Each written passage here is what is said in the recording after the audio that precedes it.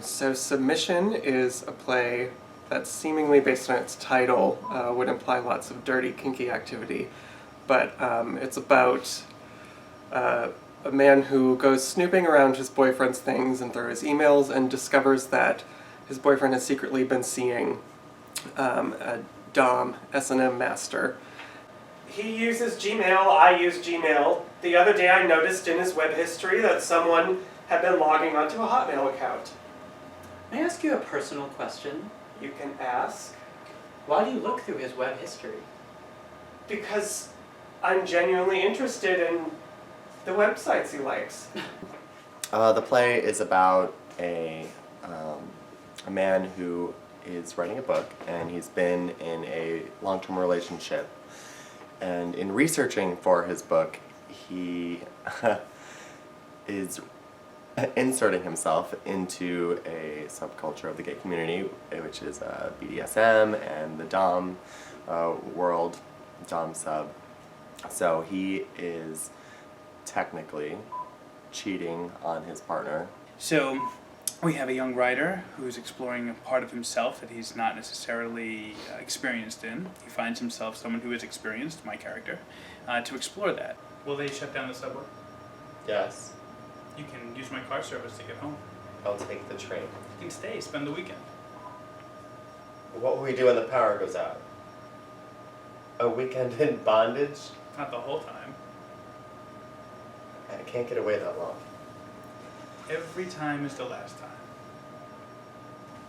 Now take off your pants.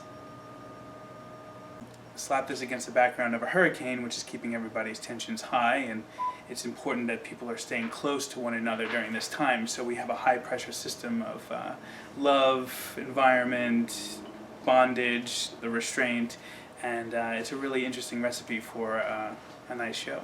My character, Jack, so as I said, he's a young college student, I think about a junior, who is constantly going on dates, doesn't understand love, thinks he won't find it, is really prude. I want to be doing these things, be enjoying sexual activities, but I can't. I am restrained, repulsed, and forget about anal. Is there more wine? No. My character, he's learning what he likes sexually, and if this is something that is supposed to be fulfilled by, a relationship. He finished me off, sure, but I love you. There! Contact, it counts! I lied to you, but I haven't cheated. What I did with him it's tricky. Like a puzzle. Part of figuring out who I am. You must forgive me for delaying you on your path to self-discovery. He tied you up in leather, put a leash on you, a collar.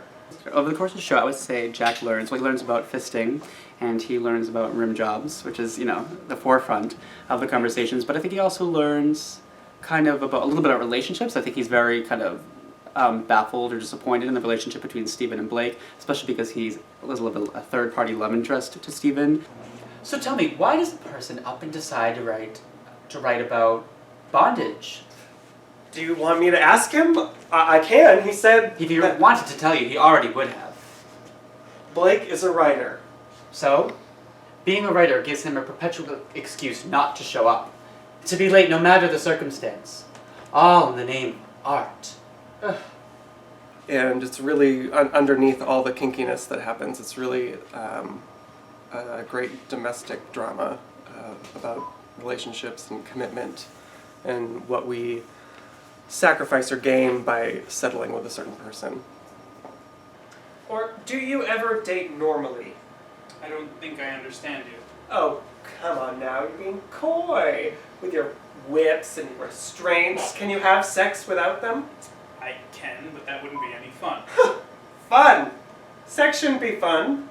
I think the themes in the show, definitely a big one is how people may not go after what they truly want when they found someone, and doing whatever is necessary and going to very extreme measures to protect something that's very safe and comfortable.